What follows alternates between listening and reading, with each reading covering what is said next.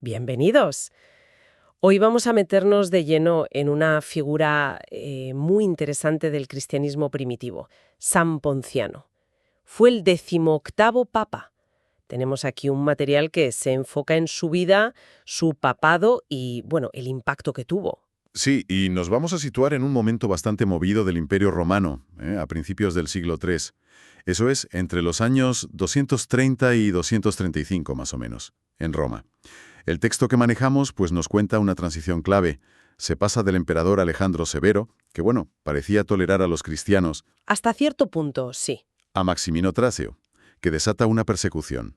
El texto dice que Maximino veía el cristianismo como una amenaza política, no solo religiosa. Claro. Y aquí el material resalta algo importante a nivel de fuentes, ¿no? Ponciano es el primer papa del que tenemos fechas exactas de inicio y fin de pontificado, y hasta de su muerte, gracias al catálogo liberiano, una fuente cristiana muy antigua. Ahí está, del 21 de julio del 230 al 28 de septiembre del 235. Eso le da una base histórica pues más sólida que a muchos papas anteriores. Y esto es más que una simple fecha, ¿verdad? Sin duda. Tener esas fechas es un paso adelante para la memoria de la Iglesia en Roma. Permite reconstruir la historia con algo más de certeza. Comparado con la niebla que rodea a algunos papas anteriores, con Ponciano ya pisamos un terreno un poquito más firme. Entendido. Vale, pues vamos a darle una vuelta a esto. El texto nos marca varios puntos clave de Ponciano. Hereda una división interna muy seria, vive una reconciliación, bueno, sorprendente, en condiciones límite, toma una decisión histórica al renunciar, la primera renuncia papal de la que hay constancia, y todo acaba con el martirio. Parece un papado corto, pero muy intenso. Intenso es la palabra, sí. Fueron solo 5 años, pero llenos de giros y decisiones importantes. Pues empecemos por digamos, el marrón que se encuentra Ponciano al llegar. El texto habla del cisma de Hipólito. ¿Quién era este Hipólito y cuál era el problema exactamente? Pues mira, según leemos aquí, Hipólito era una figura potente intelectualmente, un teólogo conocido, pero lo describen como rigorista, o sea que defendía una disciplina en la Iglesia mucho más dura, ¿En qué sentido? sobre todo en temas de perdón. Si los pecados graves, como renegar de la fe en una persecución anterior, podían perdonarse y si esa gente podía volver a la comunidad plenamente. Entiendo. Una postura de mano dura con el perdón, digamos. Exacto. Y claro, eso chocaba con la línea más pastoral, más misericordiosa, que según el texto seguían papas anteriores como Calixto, y que Ponciano parece que también siguió. El lío venía de atrás, de los papados de Ceferino y Calixto. Ya. Y la cosa había llegado al punto de que Hipólito se había autoproclamado obispo rival en Roma, lo que llamamos un antipapa. Así que Ponciano se encuentra una iglesia en Roma, pues, dividida. Un frente interno complicado, desde luego. ¿Era solo una cuestión de doctrina o el texto insinúa algo más? Quizás ambiciones, poder. El material se centra más en el choque de ideas, ¿sabes? En el desacuerdo teológico y de disciplina. Lo presenta como dos visiones de iglesia, la de Hipólito más pura, más exclusiva, y la de Calixto y Ponciano más abierta, más de acoger. Si había temas personales, el texto no entra ahí, pero sí subraya que la raíz era esa discusión sobre la penitencia. De acuerdo, un cisma con base teológica. Pero entonces, como decíamos, el escenario cambia de golpe con Maximino Tracio. Y aquí es donde la historia da un giro. Bueno, como dice el texto, realmente interesante. Sí, porque la persecución de Maximino, que empieza en el 235, no se anda con chiquitas, no distingue. Eso parece. El texto dice que tanto el papa oficial, Ponciano, como el líder del otro grupo, Hipólito, son arrestados por los romanos. Y no solo arrestados, reciben la misma condena, trabajos forzados en las minas de Cerdeña, juntos. Eso es fascinante, sí. Por varias cosas. Primero, la ironía, ¿no? Los líderes de dos bandos cristianos enfrentados compartiendo destino bajo el mismo poder imperial. Claro. Para Roma, como sugiere el texto, sus peleas internas no importaban nada. Veían un grupo problemático, los cristianos, que no encajaban bien con el sistema, y fueron a por las cabezas visibles. O sea que para el imperio eran todos del mismo saco, por decirlo así. Exactamente. Y aquí se ve algo que pasa a veces en la historia. La presión de fuera puede, curiosamente, crear una especie de unidad o al menos un destino común entre rivales. La persecución de Maximino, aunque sea de forma trágica, mete a Ponciano e Hipólito en el mismo barco, sufriendo juntos como enemigos de Roma. Menuda situación. Y esas minas de Cerdeña. El texto las pinta como algo brutal. Condena a trabajos forzados, que en la práctica era casi una sentencia de muerte, ¿no? Por hambre, agotamiento, maltrato. Sí. Era de los peores castigos que había en el sistema romano.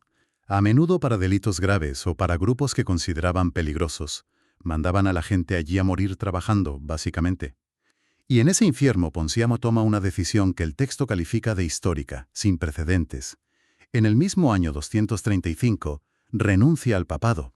El material insiste, es la primera renuncia papal de la que tenemos noticia fiable. Esto es muy fuerte. ¿Por qué lo hace? Pues el motivo que se lee entre líneas es muy práctico y pastoral. Ponciano se da cuenta de que desde Cerdeña, en esas condiciones, es imposible gobernar la Iglesia de Roma. No puede cuidar de la gente, no puede tomar decisiones. Su capacidad de liderar era, pues, cero. O sea que no es un acto de desesperación personal, sino más bien de responsabilidad con la Iglesia. No. Eso parece indicar el texto, sí. Es un acto de realismo y, se podría decir, de humildad. Pone el bien de la Iglesia, la continuidad, por encima de su cargo. Al renunciar, abre la puerta a que en Roma elijan a un sucesor, que será San Antero, que sí pueda estar allí, al pie del cañón, guiando a la comunidad en plena persecución. Es asegurarse de que el barco no se quede sin capitán. Una decisión increíble, la verdad, en esas circunstancias. Pero la historia en las minas no termina ahí. El texto menciona otro hecho clave que pasa en Cerdeña, justo antes de que mueran.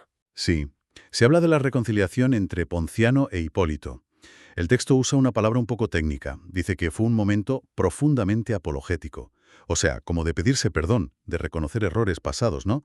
Y eso sella la unidad justo antes de morir los dos, por las penurias. La reconciliación final de los rivales. ¿Cómo podemos interpretar esto? Es muy potente. Si lo conectamos con todo lo demás, parece que esa experiencia límite del sufrimiento compartido en las minas consiguió lo que años de debates y distancia no habían logrado. Increíble. Disolvió la enemistad. Y esta reconciliación cierra por fin un cisma que, según el texto, llevaba más de 15 años dividiendo a los cristianos de Roma. Es tremendo pensar que la misma persecución que quería debilitar al cristianismo, al final, indirectamente, ayuda a curar una de sus heridas internas más gordas en Roma. Desde la perspectiva de esta fuente, sí. Parece mostrar que, al final, la unidad en la fe básica y en lo que ellos entendían como la sucesión apostólica, la línea que venía de Pedro y Pablo, pues era más fuerte que las divisiones teológicas o personales, al menos ante la muerte y el sufrimiento compartido. La adversidad extrema les unió. Un final muy emotivo para esa larga disputa. Y poco después de esto, de la reconciliación y la renuncia, Ponciano muere en las minas. El texto confirma la fecha, septiembre del 235, y dice que se le venera como papa y mártir.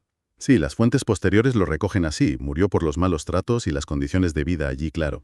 Y hay un detalle interesante después de su muerte que menciona el texto. Sus restos, y también los de Hipólito ya reconciliado, no se quedaron en Cerdeña. El papa Fabián, que vino después de Antero, los hizo llevar a Roma, y a Ponciano lo enterraron en la catacumba de San Calixto. ¿Esto tiene alguna importancia especial? Muchísima. La catacumba de San Calixto, en la Vía Apia, era en esa época el cementerio papal oficial, la llamada cripta de los papas.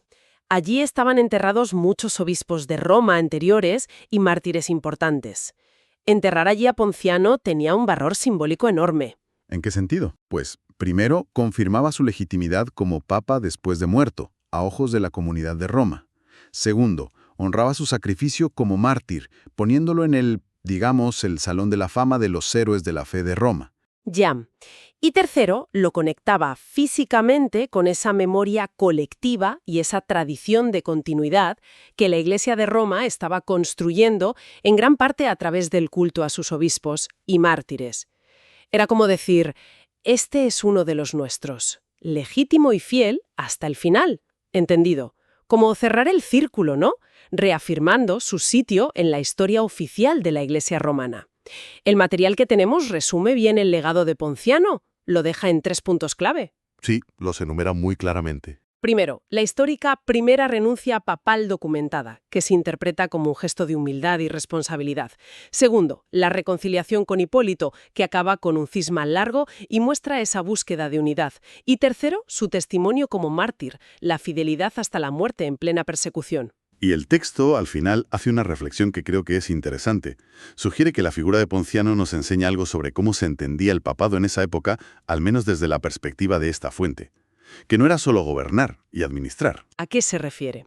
A que el papado se ve también, y quizás sobre todo, como servicio y sacrificio. La vida de Ponciano, con esa renuncia por el bien común y el martirio final, subraya una idea: que la autoridad en la Iglesia, según este relato, no se mide tanto por ejercer un poder como el de los emperadores, sino por la capacidad de entregarse, de buscar la unidad, incluso si cuesta la vida o el cargo. Es una perspectiva interesante sobre qué tipo de autoridad es esa. Entonces, resumiendo un poco, hemos seguido la vida de San Ponciano, un papa en tiempos muy difíciles que se enfrentó a una división interna que se cierra de forma dramática en el exilio. Tomó esa decisión única de renunciar para que la Iglesia siguiera adelante y selló todo con el martirio. Un papado corto, pero de una intensidad y unas consecuencias enormes. Sin duda. Dejó huella, sobre todo por esa primera renuncia documentada y por cerrar el cisma de Hipólito en esas circunstancias tan extremas. Salvar la guía pastoral de la Iglesia. Y en su martirio como el testimonio máximo frente a un poder imperial que exigía obediencia total. Podríamos darle una vuelta a cómo este modelo de liderazgo que el texto nos presenta enfocado en el sacrificio personal por la comunidad y en buscar la unidad ante la adversidad, contrasta con las lógicas de poder más, digamos, humanas o políticas, como las del Imperio Romano de entonces. Un contraste fuerte, sí. Y esto nos lleva a una pregunta final, para pensar: ¿qué tipo de autoridad era la que Ponciano, según este relato, intentaba proteger para la Iglesia al decidir renunciar? No parece una autoridad basada en el poder terrenal, sino en otra cosa. Quizás en la continuidad de la fe, en la unión de la comunidad, en el servicio. Es una pregunta que creo va más allá del siglo III y nos invita a pensar sobre las distintas formas de entender el poder y el liderazgo hoy también.